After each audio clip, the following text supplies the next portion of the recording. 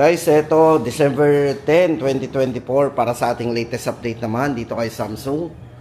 Ito guys, so pili na po tayo sa mga gusto mag-avail po ng Samsung. Ito po yung kanilang mga units. Yan, yung kanilang mga A series. Yan, check po natin. Then ang kanilang mga mga top of the line, yung mga flagship phone, S24 series and Safe Flip, Safe Fold. Tapos guys, meron din sila ditong Galaxy Watch. So yan, mga naghahanap po ng mga natin, ng mga pang outdoor and indoor na health monitoring and smartwatch. So ito guys, umpisahan na po natin ang ating update. O meron din sila ditong S24 FE Pan Edition.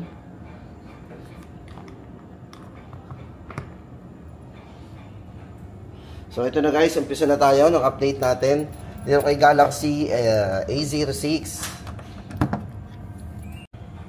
Guys, ito unahin po natin ang kanilang Galaxy A06. For Samsung Galaxy A06, guys, ito may dalawang variants po yung kanilang Galaxy A06. 4GB 64 5790, then 4GB 128 6790. Ito guys, napakaganda ng design nito. Ito yung kanyang aesthetic trendy design. Yan, check natin. Syempre guys, yung kanyang awesome camera. So ito ay merong 50 megapixel po para sa kanyang awesome camera. Yon. Then sa main camera, then meron din po siyang wide angle. Then 2 megapixel po para sa macro camera niya. Then front camera po nito is na rin, may malinaw na rin tayong 8 megapixel. Then maganda po sa kanilang Galaxy A06, meron po itong mga 4-year security and 2 times OS updates. O yan, hindi po mahuhuli yung ating mga budget phone. Then guys, ito pagdating sa charging, ito ay naka 25 watts super fast charging. Yan, size po ng screen nito is naka 6.7 yung size ng screen. O yan guys, ang ating Galaxy A06. Then guys, punta naman tayo sa kanilang Galaxy A16. So ito naman yung bagong labas po sa kanila din. Pagdating sa mga budget din. Yan, A series. Guys, ito napakaganda rin ang design nito. Parang mga parang mga mid-range ang datingan. Ito guys, ang kanilang Galaxy A16. Ito guys is naka Super AMOLED display na. So kung kita nyo naman, napakabibid po ng display nito. Pagdating po sa kanyang IP rating, ito po yung naka IP54 na para sa dust and water resistance. So yung kanyang awesome durability. At ang maganda po sa kanyang bagong A16, ito po ay merong 6 na beses na OS updates. So ganun kadaming beses pong updates nito. Yan. Pagdating po sa size ng screen, guys, ito ay merong 6.7 full high definition display, Super AMOLED display. Then yung chipset na ginamit dito guys ay tama-tama sa mga gamer. Ayan, may malakas po itong processor. Ito ay naka MediaTek Helio G99 na rin. Para po sa kanyang main camera, ito ay merong 50 megapixel po para sa main camera. At naka 0.5 po yan. So meron siyang ultra wide angle. Ayan, ultra wide. Then 2 MP para naman po sa kanyang macro camera. And 13 megapixel po para sa kanyang main front camera. So ito yung ating 13 megapixel. O ito na guys, para sa ating price update sa kanilang bagong A16. Ito po ay 9,990. 4GB RAM, 128GB. Yan. O yan guys, so bago nila yan, A16. Then guys, ito punta na tayo sa kanilang A16 5G naman. O ito guys, naghahanap na ba tayo ng 5G? Dito kay Samsung ang kanilang A16 5G. Ito po yung design. So yung naka glass back design to. Ganda.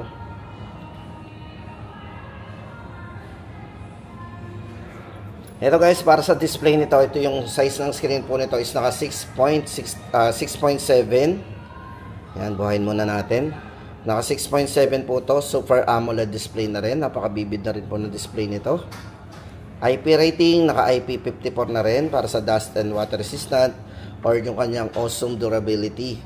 Yan, 6 times din po para built to last yung kanyang So maganda dito, magtatagal talaga to ng 6, ano, yan, built to last. Tapos guys, ito, pagdating ulitin po natin, ito yung kanyang mga specification. Size po ng screen ito, naka 6.7 full high definition display, Super AMOLED display, at yung design po ng kanyang ano yan, naka Infinity U display po yan. 90Hz refresh rate. Then yung chipset po nito is naka MediaTek Dimensity 6300, naka 6 nanometer po yan. Then sa main camera, meron siyang 50 megapixel po para sa kanyang wide angle din. Then naka 5 MP naman para sa kanyang ultra wide. Check po natin yung kanyang ultra wide na camera.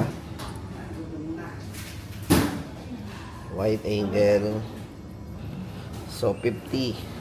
Yung 50 MP po nito guys, naka wide angle. Yan. 50 megapixel po para sa main, naka wide angle po yan. Then yung kanyang 5 MP naman, naka ultra wide. So yun. 13 megapixel naman po para sa kanyang ano, front camera. 6 years of security patch and 6 times OS updates. So yan maganda guys sa kanilang A16 5G. Check po natin ang design.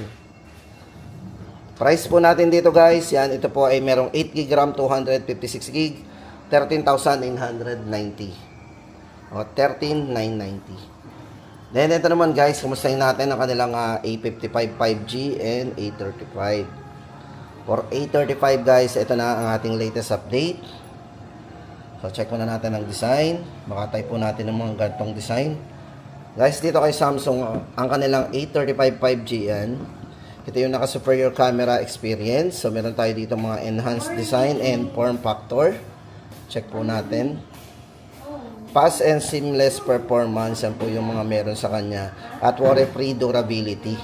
Siyempre guys, ito size ng screen. Ito po ay naka 6.6 full high definition display. Then, naka Super AMOLED display na rin. So, yan, napaka-vivid na rin na display nito. At ito ay merong mataas na refresh rate pagdating sa screen. Ito po ay naka 120Hz na refresh rate.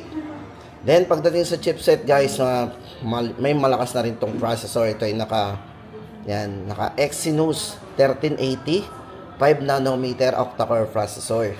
Then sa camera, meron tong 13 megapixel po para sa kanyang front camera. Ito po yung ating front camera, 13 MP.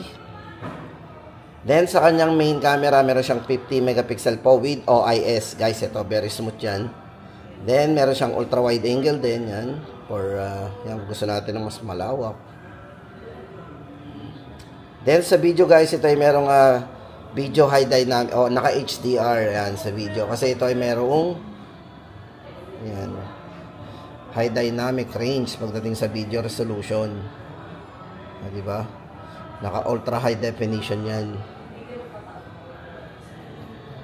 At smooth video po, meron siyang full high definition display na naka 10, naka 60 frame. So kaya niya po yung full high definition display naka 60 FPS. So mataas. So yun guys, update po natin sa presyo nito. Ito po ay naka 8GB RAM, 256, 20,990. Yan, battery po nito 5,000 mAh battery. Yan po ang update natin, Galaxy A35 5G. Then for Galaxy A55 5G naman guys, ito superior camera din to. May experience natin dito yan. Then enhanced design and form factor din.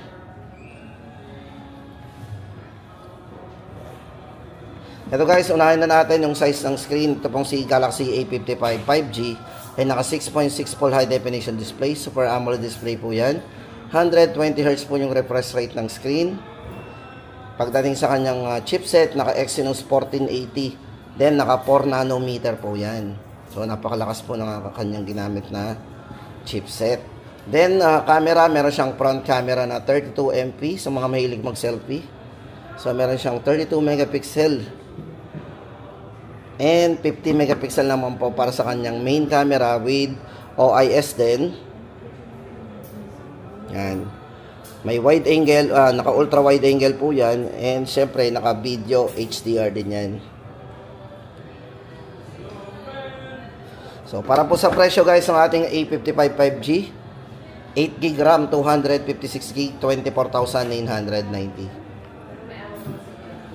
Tapos guys, ito na, punta na tayo sa kanilang mga, eto, baka naghahanap po tayo ng watch. Dito kay Samsung, meron silang Galaxy Watch 7.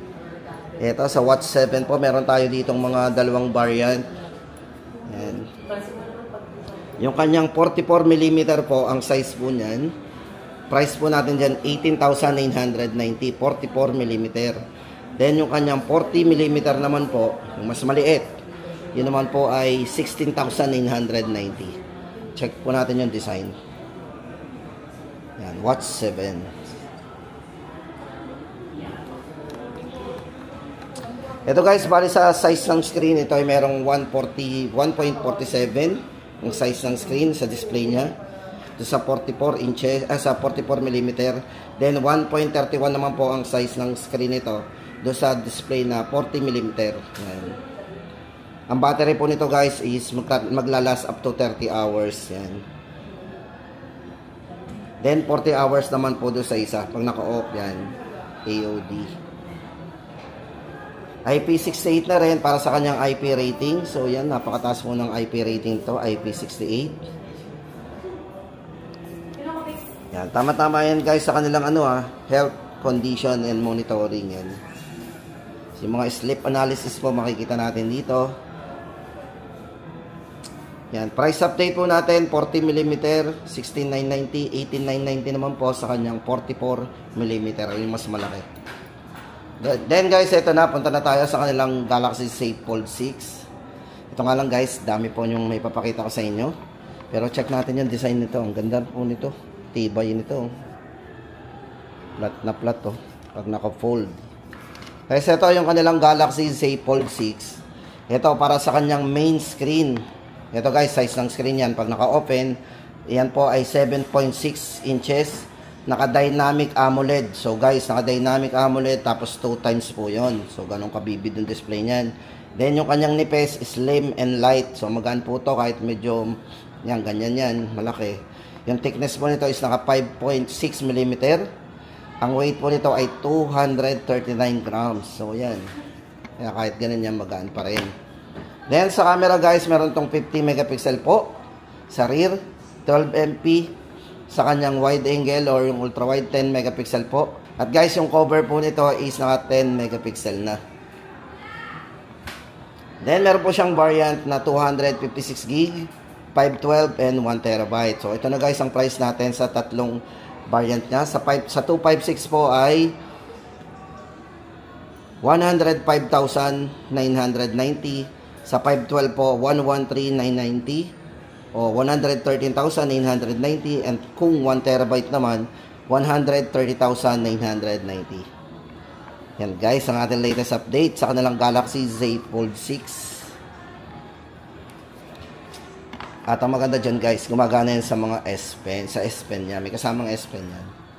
Then ito guys, baka naghahanap po tayo ng Buds 3. Dito kay Samsung yung kanilang Buds 3. Ito, ang presyo po guys nito ay 8,990. Meron po itong silver and white na kulay. So hawak natin ay silver.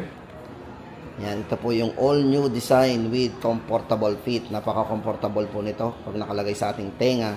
At syempre guys, ito ay merong high quality audio. Yan.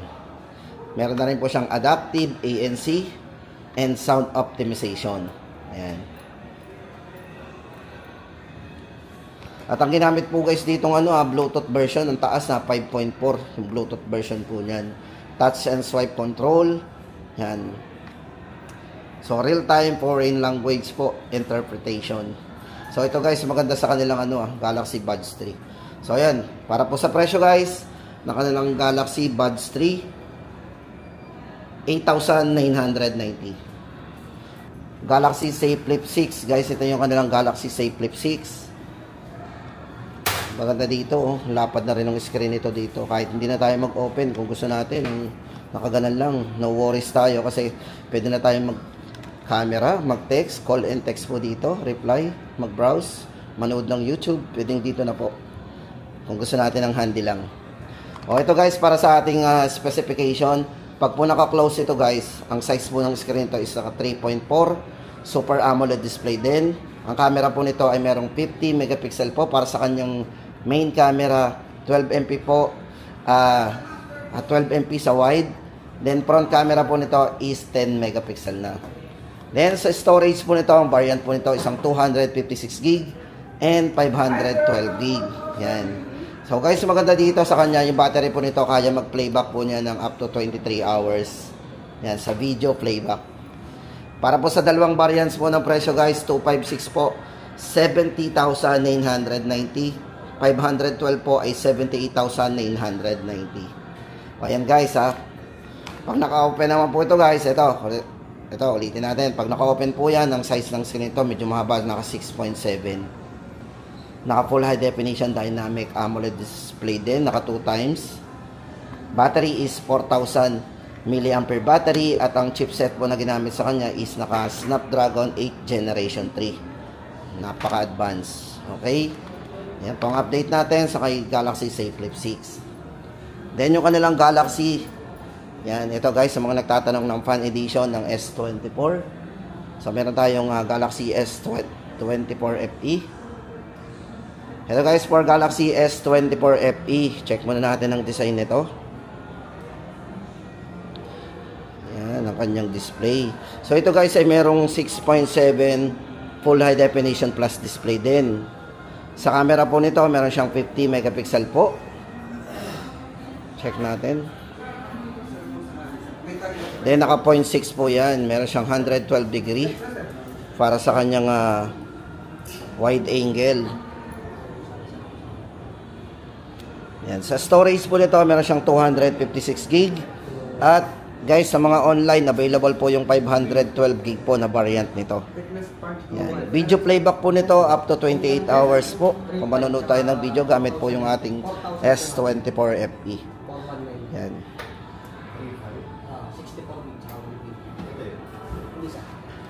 Para po sa price guys ng ating S24 FE.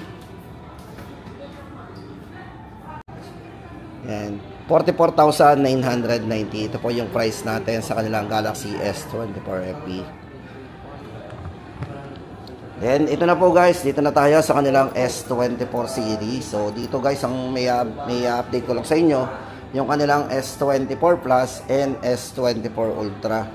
Unahin po natin ang Galaxy S24 Plus. Ito guys, for Galaxy S24 Plus, ito, dami lang yung hawak natin. Check po natin ang design. Yes, ito, size ng screen nito, ito ay naka Quad High Definition Plus display. 6.7 po ang size ng screen nito. Yan, battery po nito is 4,900 mAh na. Yan. Syempre guys, napaka-upgraded po naman ito pagdating sa kanyang mga yung mga AI. So yan, meron siyang photo assist, transcript assist, note assist, and clear nightography sa mga mahilig video. Syempre, night and day, ang ganda ng kuha natin dito. So ito guys, para sa kanyang price po sa dalawang variants po nito. Yung 256 po nito, 68,990, and 512 po ay 76,990. Guys, available po yan sa kanilang mga credit cards. Naka 0% interest po yan for 12 months and 24 months. Then yung Galaxy S24 Ultra naman. Guys, ito, kung naghahanap tayo, yan, may S Pen guys, ito included na po ang S Pen ito. May kasamang S Pen yan. Ito may tatlong variants po ito para sa 256 gig po nito. Ito ay 84,990. Then yung 512 naman po, 92,990. Then kung 1 terabyte naman sir, ma'am, yan. Ito sa mga ma'am and sir na gusto mag-avail nito, ito po ay merong sa 1 terabyte, 106,990. Ito guys, para sa kanyang specification, itong si Galaxy S24 5 Ultra. S24 Ultra. Ito po ay naka 5G na, syempre. Yan. Ito po ay ito yung specification niya. 6.8 Quad High Definition Plus display. Sa battery po, meron siyang 5,000 mAh battery. Ayan. Syempre, more on AI po talaga tayo. As I said, yung mga, yan, meron siyang photo assist. Yan, pwede tayo mag-edit ng mga photo, mag-remove. Then, yung mga transcript assist. So, yun. And, meron na ring note assist and clear nightography. So, yan guys, ang update natin dito kay Galaxy S24 Ultra. At yan po ang update natin ngayon dito kay Samsung guys ngayong December 10, 2024. Sa mga gusto mag-avail po ng mga kanilang A-series, yung mga entry level din. At syempre yung kanilang mga safe fold and safe flip.